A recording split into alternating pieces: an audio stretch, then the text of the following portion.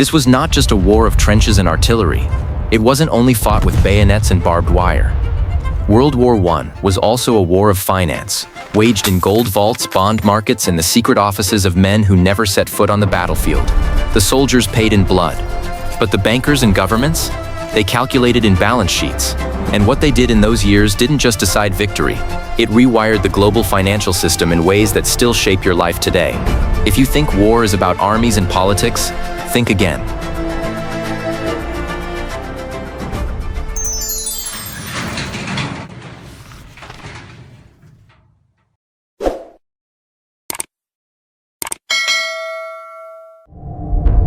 The First World War proved that money is a weapon, and one of the deadliest ever created.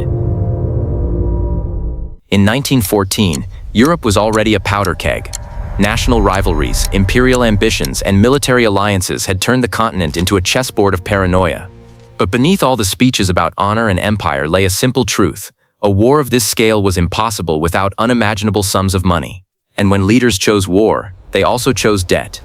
Every army marching to the front was marching its people into generations of financial burden. At first, governments believed it would be quick, perhaps over by Christmas. They thought they could pay the old-fashioned way, with gold, limited borrowing, patriotic donations. Within weeks, that illusion collapsed. The war was devouring money faster than anyone imagined. In the summer of 1914, Europe's financial system still revolved around the gold standard, a promise that every paper note could be exchanged for real gold. It was a system that gave money credibility but also chained governments to their reserves. Gold was finite. Print too much and you lost the trust of your people. Britain, France, and Germany all had respectable reserves, but when millions were mobilized and factories turned to weapons, the costs exploded.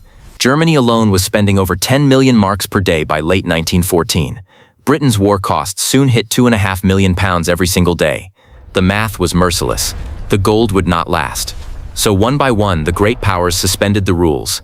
They abandoned the gold standard, quietly admitting that their currencies were now backed by nothing more than faith in the state. That moment, the breaking of the gold anchor became one of the most significant financial shifts in modern history. It revealed how fragile real wealth truly was. Money and power were now unshackled, driven not by metal but by printing presses, credit, and persuasion. And once governments tasted that freedom, they never went back. The financial war had begun. Germany, cut off from global markets and blockaded by the Royal Navy, turned inward. Its only option, domestic borrowing. Berlin launched massive bond drives, urging citizens to pour their savings into war loans. Posters showed heroic soldiers. Families were told to sacrifice luxuries for victory. Over 100 billion marks were raised, but it was a pyramid built on hope. When defeat came, those bonds were worthless. Millions of Germans saw their life savings vanish, bitterness that would later feed extremism. Britain, however, had a crucial advantage. London was still the world's financial hub. Sterling was trusted. Global networks stretched across the empire. At first, Britain borrowed through treasury bills and patriotic appeals, but soon it tapped deeper, into American credit. The United States was neutral in 1914, but its bankers saw opportunity. Firms like J.P. Morgan & Co. became the financial lifeline of Britain and France, arranging vast loans and managing purchases of weapons, food, and materials. By 1917, when America entered the war, Wall Street had already been bankrolling the Allies for years. This wasn't charity, it was power.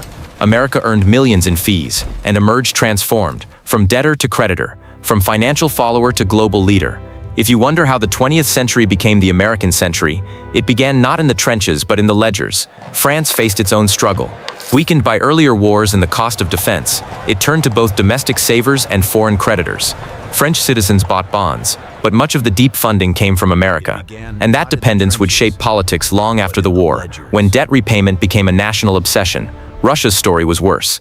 Its empire was vast but fragile, its banking system weak, and inflation rising fast. Borrowing heavily from its allies, especially France, Russia tried to keep pace, but by 1917 the economy had collapsed. The ruble fell, faith vanished, and with it the Tsarist regime. The revolution wasn't just born from ideology, it was fueled by financial ruin. By 1918, the financial damage was staggering. The Allies had spent more than $140 billion, the Central Powers around $60 billion. These were numbers the world had never seen, and they shattered the old financial order. The gold standard was gone. Inflation ravaged nations. And ordinary people, savers, workers, small investors paid the price, while elites moved their wealth abroad. The lesson was clear. In a financial war, the small saver bleeds first. World War I taught governments a dangerous lesson, that they could finance the impossible by detaching money from reality. They learned they could suspend gold, print endlessly, sell bonds and borrow across borders, then patch the ruins later with propaganda. Sound familiar? Because that playbook has been used ever since. Every modern crisis, from the Great Depression to the crash of 2008, echoes 1914. When leaders say this is temporary, remember they said the same thing a century ago. When the guns fell silent in 1918, the battlefield was not just in trenches, it was in balance sheets. The US, once a debtor, now held the world's largest gold reserves and creditor power. Europe was drowning in debt. Britain owed America $4 billion, France over $3 billion, and the center of global finance shifted from London to New York. But debt doesn't end when wars do. Britain and France, desperate to repay their citizens, turned to Germany. The Treaty of Versailles demanded 132 billion gold marks, a punishment and an illusion. Germany couldn't pay. Every attempt to do so, printing, borrowing, transferring goods, pushed its economy closer to collapse. By 1923, hyperinflation destroyed the mark. People carried wheelbarrows of cash for a loaf of bread. It was not an accident, it was a design born of impossible debt. Britain, trying to reclaim its old prestige, returned to the gold standard in 1925 at the pre-war rate. It was a catastrophic mistake. The economy was crippled, unemployment soared, and ordinary workers bore the pain while elites clung to the illusion of restored greatness. Meanwhile, the US was flush with gold and credit, and unsure what to do with it. American banks lent to Germany, so Germany could pay reparations to Britain and France, who could then pay their debts to America. It was a financial merry-go-round, the Dawes Plan, the Young Plan, stable on the surface, but hollow inside, and when the Great Depression hit, the whole structure imploded. This is why World War I is not just a story of soldiers, it's the turning point in economic history. It showed that governments could abandon gold, inflate currencies, and convince citizens to buy bonds that would never be repaid. It proved that propaganda could turn debt into patriotism, and that the real victors were those who sat in boardrooms, not trenches. Now look at today, when central banks promise inflation is temporary, when governments raise debt ceilings endlessly, when new money is created with a keystroke. Remember 1914? The pattern hasn't changed. Borrow today, print tomorrow, pretend it's under control. Every financial crisis since, from the 1970s stagflation to the 2008 meltdown, follows that same script. And the same people pay for it. The saver, the worker, the middle class. The hidden financial war of World War I isn't just history, it's the foundation of the world we live in.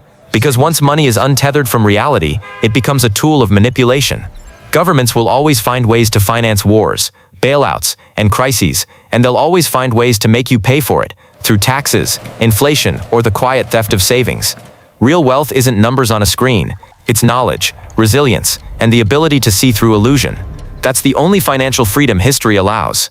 History doesn't repeat, but it rhymes. The playbook of 1914 still echoes today. Those in power protect themselves.